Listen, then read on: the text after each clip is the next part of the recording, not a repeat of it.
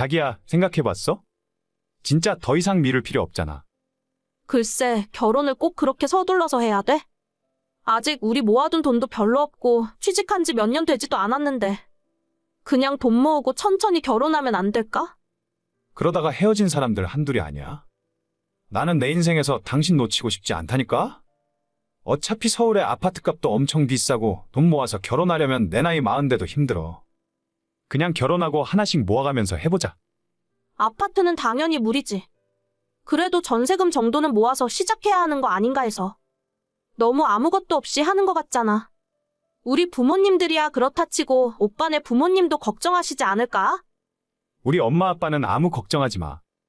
내가 다 이야기해놨는데 그냥 결혼해서 둘이 잘 살면 그만이라고 하셨어. 나는 자신 없는데 꼭 이렇게 서둘러야 해? 아까도 이야기했잖아. 여기서 1, 2년 더 시간 끈다고 해서 바뀔 것도 없어. 조금 부족한 게 있어도 그냥 결혼해서 맞춰나가면서 살자. 숟가락 하나씩 사면서 살림장만하는 재미가 있을 거 아냐. 당장 집은 어쩌고. 원룸에서 시작하려 해도 전세금조차 없잖아. 요즘 전세대출 잘 나와. 아무 걱정 안 해도 돼. 지금 내가 가진 돈 조금 있으니까 이 돈에 대출 좀 받으면 방 2개 있는 빌라도 전세 구할 수 있을걸? 대출도 다 갚아야 하는 돈인데. 어차피 나중에 집을 사더라도 대출 받아야 하잖아. 월세보다는 전세가 낫지. 집은 내가 알아서 할 테니까 아무 걱정하지 마. 어휴, 나도 이제는 잘 모르겠다. 어떻게 하는 게 맞는 일인지. 일단 나만 믿으라니까. 다음 주에 우리 부모님한테 인사드리러 가자. 내가 이야기했더니 얼굴 보고 싶으시대. 다음 주? 너무 빠른 것 같은데. 난 아직 마음의 준비가 안 됐어. 준비는 이제부터 시작하면 되는 거야. 나만 믿으라니까. 제 나이 28, 남편 나이는 30에 결혼을 하게 되었어요. 사실 둘 다 사회생활 시작한 지 몇 년 되지도 않아서 모아놓은 돈도 없었고 결혼하기엔 준비가 전혀 되지 않은 상태였습니다. 그래도 남편이 일방적으로 밀어붙여서 정신을 차려보니 예식장에 들어가고 있었습니다. 양쪽 부모님들로부터 아주 약간의 지원을 받았지만 결혼식 비용 정도 받은 것이 전부였고 사실상 없는 상태에서 맨바닥으로 시작한 거나 다름없었어요. 주변에서 다들 걱정할 정도였고 저 역시도 이게 맞나 싶었지만 남편이 너무 자신만만하게 자기만 믿으라 하더라고요. 요즘 세상에 둘이서 열심히 일하면 밥은 굶고 살진 않는다며 아이는 조금 미루더라도 일단 결혼해서 합치고 살면서 돈 모으고 집 넓히면서 그렇게 살면 된다면서요. 그 말이 완전히 틀린 이야기도 아니었고 저 역시도 결혼할 상대에게 아파트를 해오라거나 그런 조건을 생각하진 않았습니다. 만에 하나 상대가 아파트를 해온다 하더라도 제가 그 안에 혼수 채울 자신이 없었거든요. 저희 같은 서민들은 그냥 이렇게 사는 건가 보다 하고 없으면 없는 대로 그렇게 살림 들여놓고 결혼 생활을 시작했어요. 처음엔 그래도 나름대로 재미가 있었습니다. 소꿉장난하는 기분도 들었고 둘이 버니까 생활에 여유가 생겨서 처음엔 저축도 많이 하는 것처럼 느껴졌으니까요. 하지만 결혼하고 고작 6개월이 지났을 때부터 남편이 이상한 소리를 하기 시작했습니다. 아, 너무 힘들다. 진짜 하루하루 버티는 게 너무 힘드네. 왜? 또 무슨 일인데? 오늘도 일하다가 한 소리 들었어? 부장은 괜히 나만 보면 트집 잡잖아. 아, 진짜 열받아서 회사 못 다니겠네. 그 사람이 오빠 완전 찍은 거 아니야? 뭐 실수라도 한 적 있나? 실수는 무슨 실수. 그냥 안 입고 와서 그런 거지. 그럼 위에 이야기를 한번 해봐. 다른 부서로 옮겨달라고 하던가. 소용없어. 여기 부장이 사장이랑 친척 관계인 것 같더라고. 일 엄청 못하는데 잘리지도 않고 사람들만 들들 볶아. 아, 진짜 짜증난다. 이참에 회사 딴 데로 옮겨버릴까? 오빠 거기 어렵게 들어갔잖아. 그리고 그 정도 월급 받는 것도 찾기 힘들다면서? 그냥 좀 참고 다니면 안 돼? 나는 참고 싶은데 세상이 나를 가만히 두질 않는다니까? 뭐 잘 찾아보면 이 회사보다 좋은 곳이야 얼마든지 있겠지. 아니면 저번에 말한 것처럼 지금부터라도 공무원 시험 준비나 해볼까? 공무원 시험 준비하기엔 오빠 나이도 있는데 이제 시작해서 언제 합격하려고? 2년 정도 빡세게 공부하면 되겠지. 나 학교 다닐 때 나름대로 공부 잘했어. 지금 우리가 20대 초중반도 아니고 그건 좀 무리인 것 같아. 그냥 지금 다니는 회사 열심히 다니면서 다른 곳 이직할 준비를 해보던가. 어차피 다른 데 가도 마찬가지야. 그 회사라고 마음에 안 드는 사람이 없겠어? 그래, 맞아. 다 그렇다니까. 다들 조금 참으면서 회사 생활하는 거잖아. 지금 오빠가 그만두면 매달 나가는 대출금이나 고정비용 감당 못해. 조금 아껴서 생활하면 될 것 같은데. 내가 어차피 집에서 공부만 하니까 돈도 얼마 안 쓸 거고. 딱 2년, 길어야 3년인데 너가 그동안만 생활비 부담하면 안 되나? 오빠, 우리 결혼하고 몇 달이나 지났다고 그런 소리를 해. 지금은 열심히 돈 모아서 대출 갚고 이사 가고 생활을 안정시킬 때잖아. 결혼하기 전에는 오빠만 믿으라며. 그런데 이제 와서 이러면 나보고 어쩌라고. 그러니까 내가 자기를 책임지기 위해서 공무원 시험 공부를 한다니까. 합격만 하면 평생 먹고 살 걱정도 없고 나중에 연금 나오니까 노후 문제도 다 해결되잖아. 그러면 그걸 좀 일찍 시작하던가. 이제 와서 공부하고 언제 합격해? 2년, 3년 공부해서 합격한다는 보장이라도 있으면 내가 눈 딱 감고 뒷바라지 해줄 수도 있을 텐데. 그래도 안 되면 이도저도 안 되고 오빠 나이만 먹는 거잖아. 아, 남들도 다 합격하는데 나라고 왜 못해? 3년도 길다. 2년이면 충분해. 공무원 공부하고 싶었으면 나랑 결혼하지 말았어야지. 난 같이 일하고 같이 돈 벌어서 사는 생활을 계획했는데. 결혼하자마자 이러면 오빠한테 속았다는 생각밖에 안 들어. 미안해, 알겠어. 그래도 시간 조금만 나한테 주면 할 수 있을 것 같은데. 그렇게 하고 싶으면 회사 다니면서 저녁 시간이랑 주말에 공부를 해봐. 정말 생각이 있으면 오빠 퇴근하고 야구 보면서 게임하는 그 시간에 공부를 했겠지. 그건 좀 힘들잖아. 아무튼 알겠어. 그냥 지금 우리 상황에 맞춰서 열심히 하자. 이따 퇴근하고 집에서 봐. 남편은 뜬금없이 공무원 시험을 공부하고 싶다면서 회사를 그만둘 것처럼 이야기를 하더라고요. 결혼한 지 겨우 반년도 안 지났는데 갑자기 이런 소리를 하니까 황당했습니다. 매달 들어가는 대출금도 있고 정해진 생활비가 있는데 그걸 전부 저보고 책임지라는 소리잖아요. 분명 자기만 믿고 결혼하자더니 이게 대체 무슨 소리인가 싶었죠. 그러던 어느 날 남편이 기어코 사고를 치고 말았습니다. 여보, 나 그냥 질러버렸어. 도저히 이렇게는 못 살아. 무슨 소리야? 뭘 질렀는데? 방금 사직서 내고 나오는 길이야. 부장이 아침부터 잔소리 하길래 그냥 너나 잘하라고 들이받고 나와버렸어. 뭐? 진짜 그만둔 거야? 그렇다니까. 이제부터 공무원 시험 준비할 거니까 말리지 마. 어차피 회사도 그만뒀으니 빼도 박도 못해.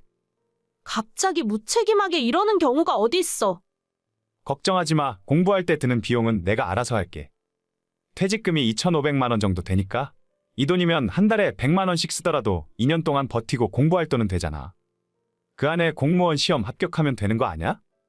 아니, 그건 그냥 오빠 공부하면서 용돈 쓴다는 소리잖아. 당장 다음 달 대출금은? 이번 달 월말에 관리비랑 전기세는 어쩌고? 우리 보험금은? 먹고 사는데 쓰는 돈은 어쩌라고? 뭐 그거 얼마 안 되잖아. 그냥 너가 좀 내주면 될 것 같은데. 공무원 시험 합격만 하면 내가 호강시켜 줄게. 공무원 시험 합격만 하면 당장 연봉 1억씩 받아? 아니, 그렇다고 해도 나는 납득 못해. 어떻게 상의 한마디 없이 이런 일을 벌일 수가 있어? 우리 부부가 맞긴 한 거야.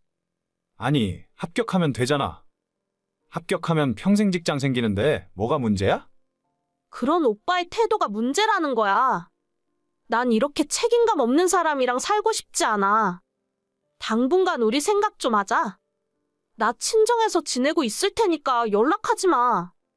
자기야, 내가 2년 만에 합격한다니까? 이 정도 뒷바라지도 못 해줘?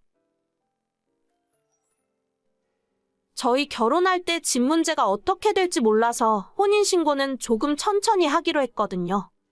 나중에 집 사게 되면 혹시라도 혜택 받을 수 있을까봐 그랬던 건데. 이제 와서 생각해보니 그게 얼마나 다행인지 모릅니다. 별거를 시작한 김에 그냥 헤어지기로 했어요. 우리가 10년 산 부부도 아니고 몇 달 만에 믿음을 배신한 인간을 어떻게 뒷바라지 해줄 수 있겠습니까? 저렇게 책임감 없는 인간인 줄 알았으면 애초에 시작도 안 했을 거예요. 제 인생 더 말려들기 전에 여기서 그냥 끝내는 게 맞는 것 같습니다.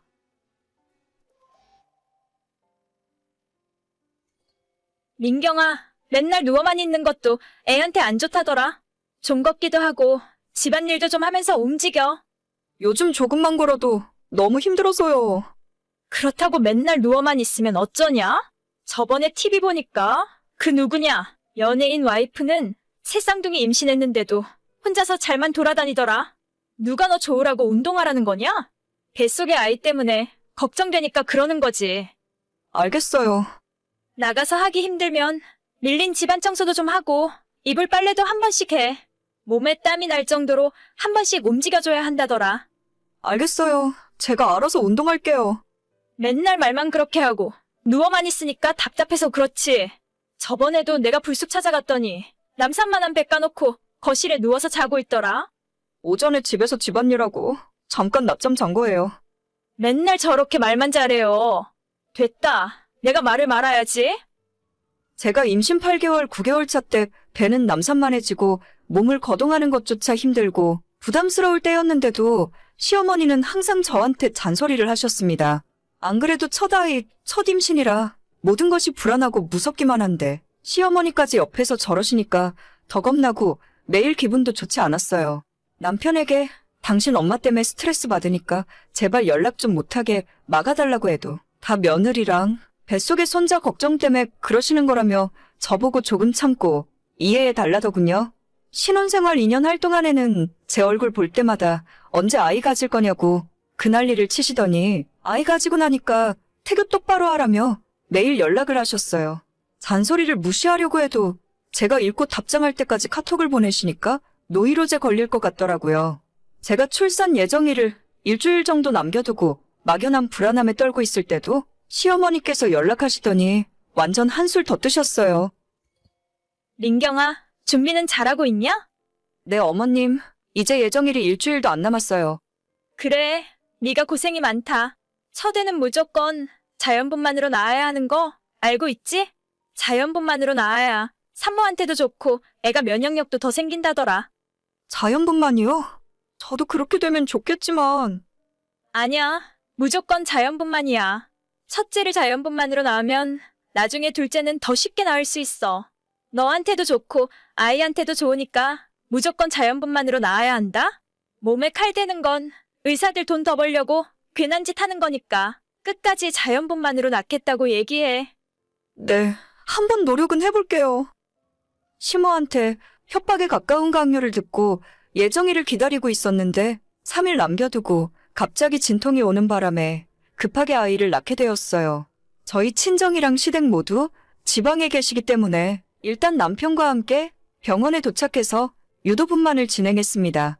그때 당시에 워낙 아프기도 하고 정신이 없어서 잘 기억은 안 나는데 중간중간 시어머니께서 남편에게 전화를 해서 반드시 자연분만으로 아이 낳으라고 몇 번이나 당부를 하시더라고요. 하지만 출산 과정 중에 약간의 문제가 생겼고 계획에 없던 제왕절개로 출산을 하게 되었습니다. 제가 끝까지 낳고 싶다고 이야기해봤지만 아이한테 위험한 상황이 생길 수도 있다는데 저로서는 어쩔 방법이 없었어요. 그래도 낳고 제 아이를 눈으로 보고 난 후에는 아무런 생각도 안 들고 건강하게 태어나줘서 고맙다는 마음뿐이더라고요. 남편이 제 옆에서 시어머니에게 출산을 알리려고 스피커폰으로 전화를 걸었어요. 드디어 아이가 건강하게 태어났다고 말씀을 드렸는데 시모의 첫 마디가 축하한다, 수고했다 같은 말이 아니라 자연분만으로 낳았냐고 물으시더라고요. 시모의 이야기를 듣자마자 온몸에 피가 차갑게 식는 것이 느껴질 정도로 기분이 더러웠어요. 남편이 제 눈치를 보면서 중간에 약간 문제가 생겨서 제왕절개 수술을 했다고 이야기하자 시모가 바로 노발대발 화를 내는 소리가 들렸습니다. 자기가 그렇게 이야기했는데 애 하나 똑바로 못 낳냐면서요. 뜻밖의 시모의 격한 반응에 남편이 깜짝 놀라며 전화기를 들고 병실 밖으로 뛰쳐나갔지만 이미 저는 들을 욕을 다 들은 상태였죠. 제가 어머님한테 칭찬 들으려고 아이를 낳은 건 절대 아니지만 몇 달 고생하고 배 아파서 아이를 낳았는데 저런 말 들으니까 너무 섭섭하고 분한 마음이 밀려왔어요. 잠시 후에 남편이 돌아와서 자기 엄마가 하는 말을 너무 귀담아 듣지 말라고 위로했지만 그런 말이 제 귀에 들어올 리가 없었습니다. 병원에서 퇴원하고 아이와 함께 산후조리원에 들어가 있었는데 그때도 시모가 제게 너가 다 망쳤다며 연락을 해왔어요. 너는 애 하나도 똑바로 못 낳니? 내가 수술하지 말라고 했지? 너는 어떻게 된 애가 시애미가 말을 하면 듣지를 않아? 저도 끝까지 나오려고 노력했어요. 병원에서 의사가 위험하다고 안 된다고 하는데 제가 어떻게 해요? 끝까지 노력하기는 내가 의사가 하는 말 듣지 말라고 했지? 전부 자기들 돈 벌려고 하는 소리라니까. 요즘 세상이 옛날처럼 애 낳다가 잘못되는 세상도 아닌데 그거 하나를 못하냐? 내가 그렇게 너한테 이야기했는데 저도 속상하니까 그만하세요. 너가 모성애가 부족해서 그래. 조금 해보다가 아프고 힘드니까 그냥 수술해달라고 했겠지? 무슨 말씀을 또 그렇게 하세요? 제가 모성애가 없긴 왜 없어요? 더 이상 듣기도 싫다.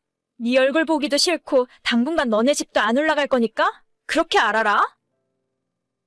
실제로 3주 후에 제가 조리원에서 나와 집에 있을 때도 친정부모님만 왔다 가셨지 시어머니는 올라오지 않으셨어요. 아니, 저를 못마땅하게 생각하고 저만 미워하는 거면 상관없는데 애가 무슨 죄가 있어요? 제왕절개로 낳은 손자는 손자로 생각도 안 한단 말입니까? 원래 시어머니가 처음부터 저를 별로 마음에 들어하지 않으셨어요. 신혼 초부터 지금까지 좋은 소리 한번 해주신 적 없었거든요. 아마도 저한테 사랑하는 아들을 뺏겼다고 생각하고 여자로서 질투를 하시는 게 아닐까 싶을 때도 있습니다. 아무튼 시모는 끝까지 아이 보러 올라오지도 않았고 대신 친정엄마는 아예 저희 집에서 보름 정도 상주하며 수발을 들어주셨습니다. 당연히 이 모든 상황을 옆에서 지켜보는 저희 친정엄마도 너희 시댁도 해도 너무한다고 하시면서 서운해 하시더라고요. 친정엄마 있을 때는 그럭저럭 괜찮았는데 남편 출근하고 집에서 혼자 집안일하며 아이 보고 있으니 너무 힘들고 정신적으로 스트레스도 많이 받았습니다. 남편이라도 완전 제 편을 들어주고 저한테 공감해주면 좋겠는데 그게 아니라 시어머니 편을 들면서 저보고 참아라, 옛날 뿐이니까 너가 이해해라 라고만 하니까 진짜 화가 하루 종일 머리끝까지 나서 풀리질 않더라고요. 시모는 매일같이 연락해서 애도 똑바로 못 낳는다고 한심하다 소리나 하고 있지. 남편은 원래 어른들이 다 그렇다면서 시모 편이나 들고 있지. 회복도 덜 된 아픈 몸으로 혼자서 육아하고 집안일도 하고 있으려니 내가 대체 여기서 왜 이 짓을 하고 있나 짜증나더라고요.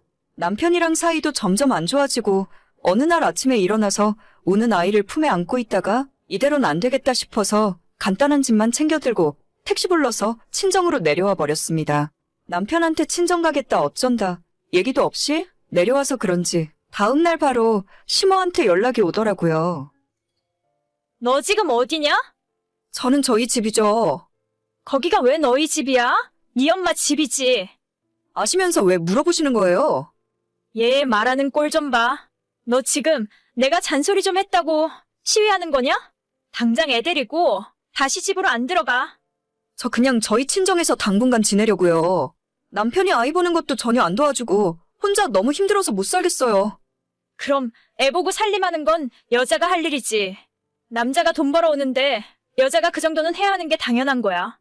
저도 육아휴직 상태라서 아직 월급 들어와요. 요즘 아이 키우는데 남자 여자가 어디 있어요? 시끄럽다. 내가 너한테 겨우 그딴 소리 들으려고 연락했겠니? 지금 당장 집으로 돌아가. 만약 오늘 안 돌아가면 안 돌아가면요? 뭐 쫓아내기라도 하시게요? 안 돌아가면 내가 너 가만 안 둘 줄 알아. 너 같은 며느리는 우리 집안에 필요 없으니까 애만 놔두고 나가. 싫어요. 제 배 아파서 낳은 아이인데 어머님이 무슨 상관이세요? 애 낳고 지금까지 한 번 보러 오지도 않으셨잖아요. 이제 와서 할머니 노릇하려고 해봤자 늦었으니까 손자 볼 생각 하지도 마세요. 뭐라고? 애초에 너가 내 말만 잘 들었어도 이런 일까진 없었어. 계속 잔소리 하실 거면 저는 이만 연락 끊을게요. 번호도 차단할 거니까 앞으로 저한테 전화나 카톡도 보내지 마세요. 내가 너를 가만 놔둘 것 같아?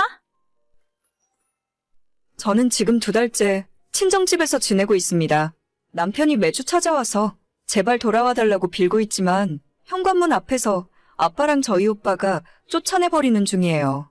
집 나온 뒤로 아이 얼굴도 한 번 안 보여줬고 시모한테도 당연히 보여준 적 없죠.